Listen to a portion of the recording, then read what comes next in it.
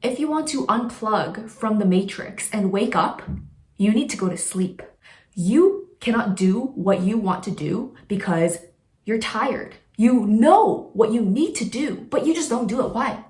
Sleep is the foundation. I am going to tell you how to get everything in your life together.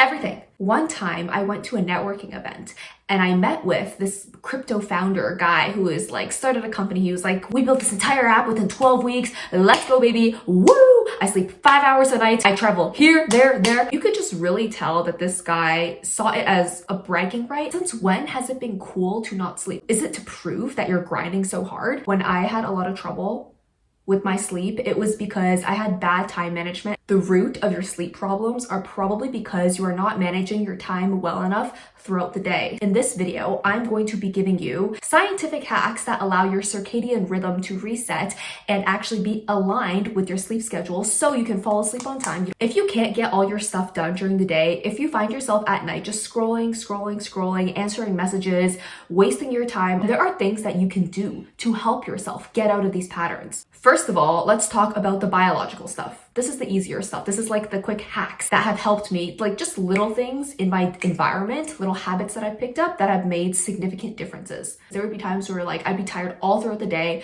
sleep deprived, but like 2 a.m. wired, bouncing off the walls. What I've done to fix my circadian rhythm is to make sure I get light exposure first thing in the morning when I wake up. The reason why it's very important to do this is because our circadian rhythm, our biology, dude, we are like primal apes. Like we think humans are all top shit, right? No, we are so not evolved for our environment. We still have the biology of our ancestors who rose with the sun, went to bed, and sat by campfires and roasted meat on sticks.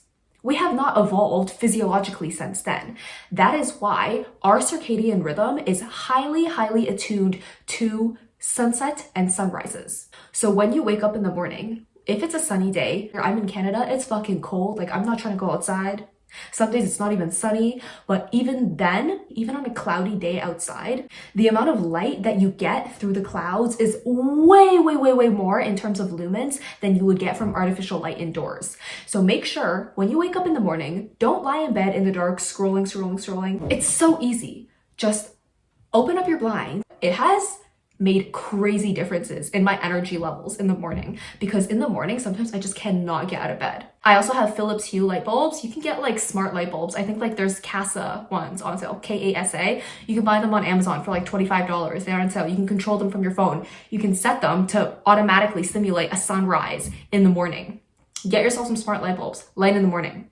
So easy. Change the game. Other things that have helped my sleep, just trying to drink all my water throughout the day because bitch, you gotta drink water. You gotta stay hydrated. But if you drink too much water before bed, like sometimes it's nice to have tea before bed, but it will cause you to potentially wake up in the middle of the night and have to use the washroom. And that, like if you experience sleep breaks like that, it's going to disrupt your sleep quality. I try to stop drinking any fluids an hour before bed.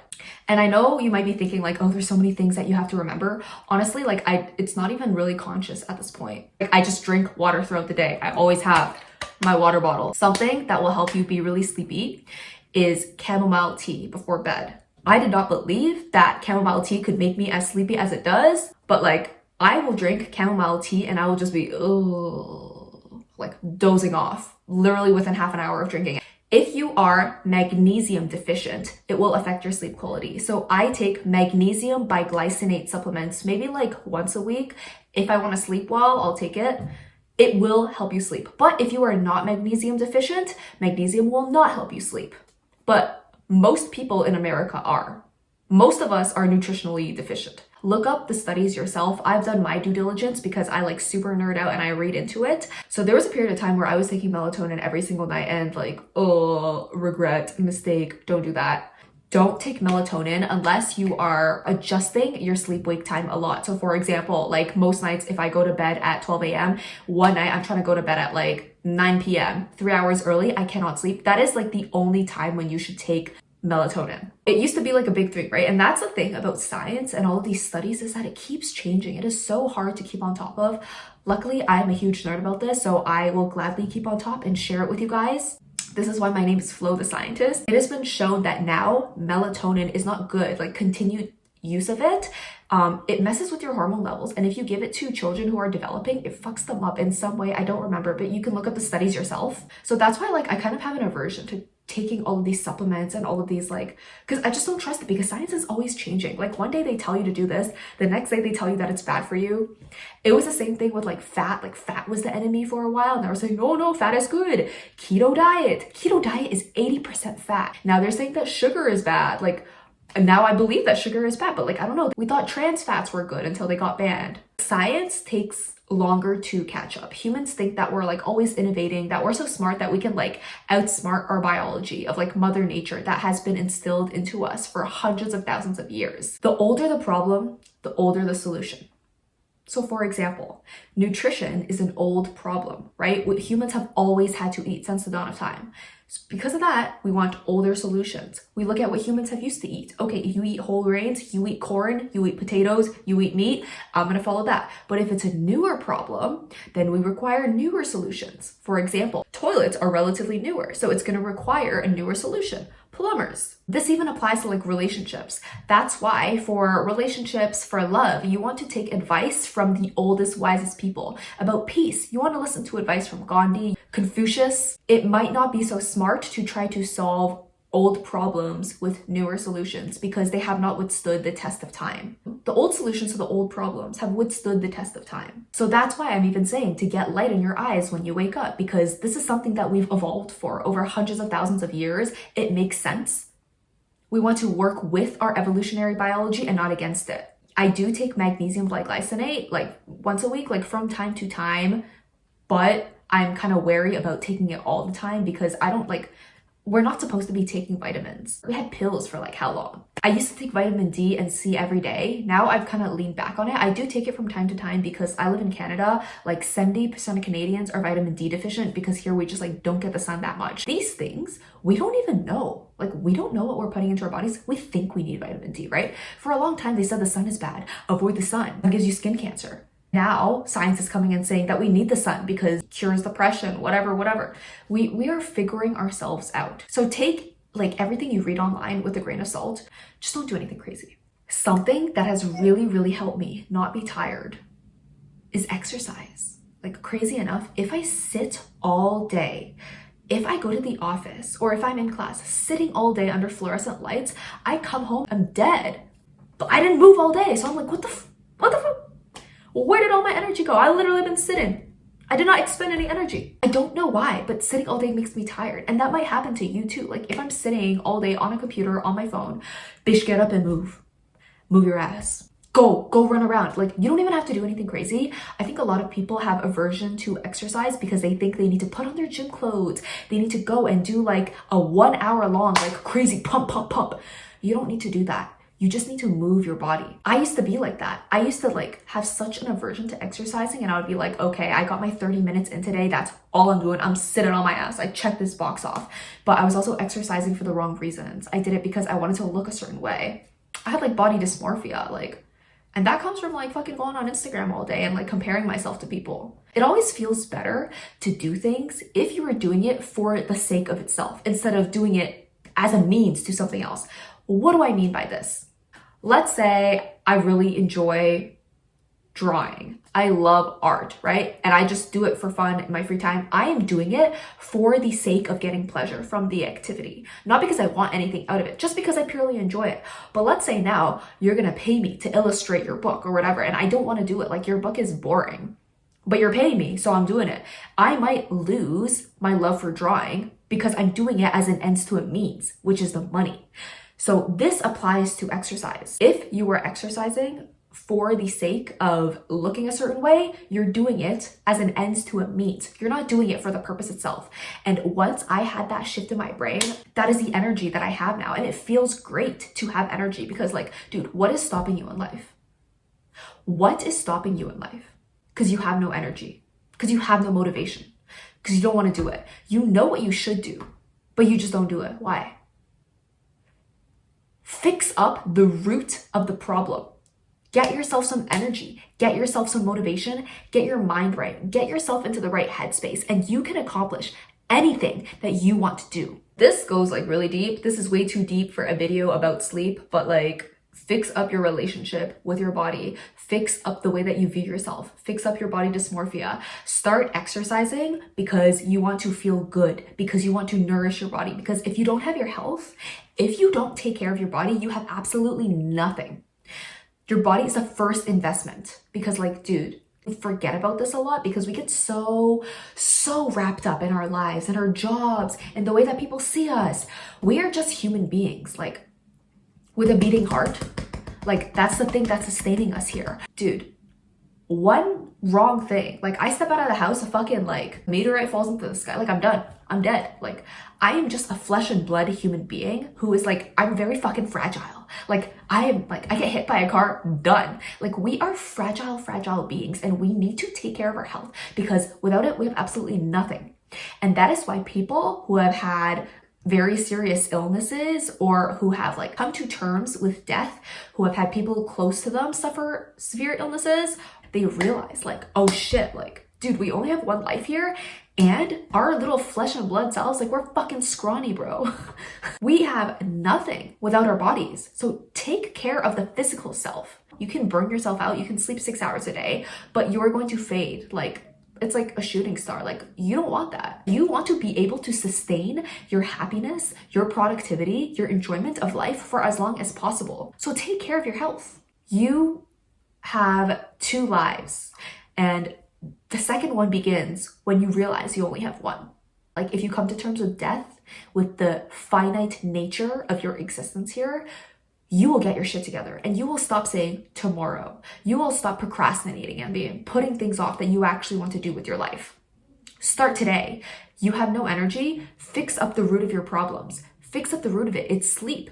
Get your sleep right. Get your energy right. If you don't exercise now, that's okay. Exercise doesn't have to be anything crazy. Whatever feels good to you. You know, little kids, they're so free.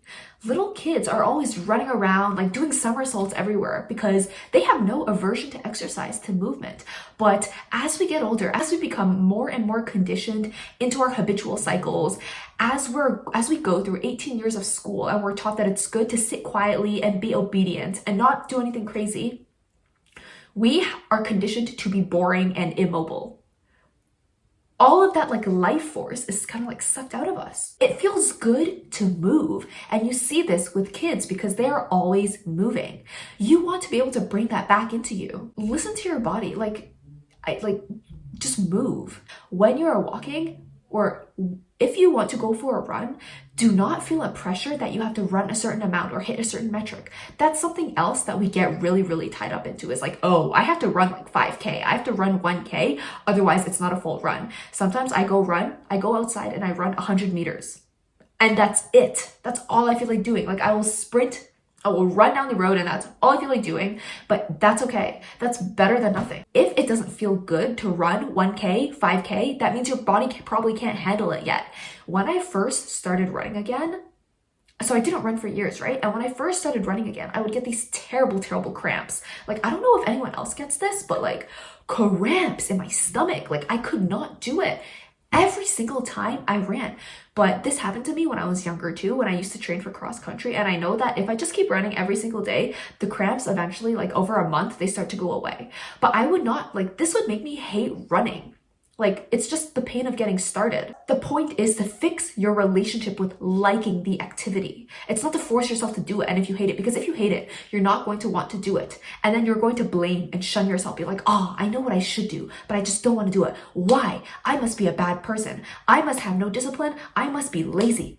No, you're not lazy. That's not why. It's because it feels bad. Like, I don't want to run if I'm cramping up, if I feel like shit. I'm going to have an aversion to doing it because it feels like shit. So I just start running a little bit, a tiny, tiny bit. Like I run 100 meters. If I start cramping, I walk, but I do it every day as I'm walking my dog. I just sprint a little bit with her. But now I can do a kilometer easily without getting out of breath. I could probably run 5K, but I don't want to because it won't feel good anymore. And then I'm not going to want to do it.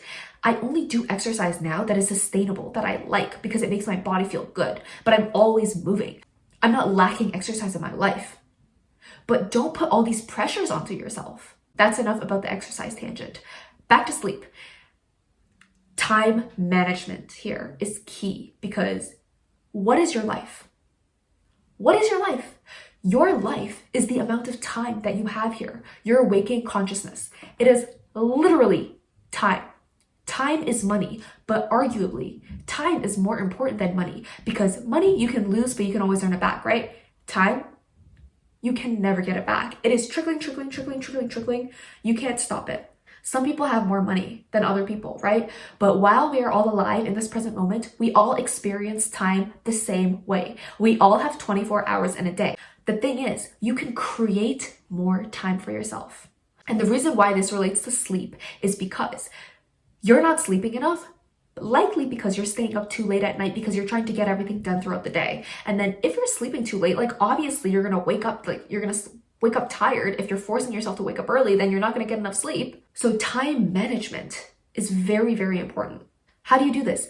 Be intentional, because work expands to fill the amount of time that you allot it. I got LASIK a couple days ago, couldn't use my eyes, literally bumming around all day, doing nothing. You know what? Like, taking a shower will take me half an hour just because I know I have nothing else to do. But when you are busy, when you got stuff to do, when you were intentional, like today, I'm gonna go to bed at this certain time, and before that, I'm going to do this to make sure that I am in bed on time, then you're going to do it on time. Work expands and shrinks to fill the amount of time that you allot it. So you can create yourself more time by being more efficient with the things that you do. There are also things that you can do in parallel. For example, if you need to cook, you can either do things linearly. You can be like, oh, I need to make the rice and then I will make the vegetables.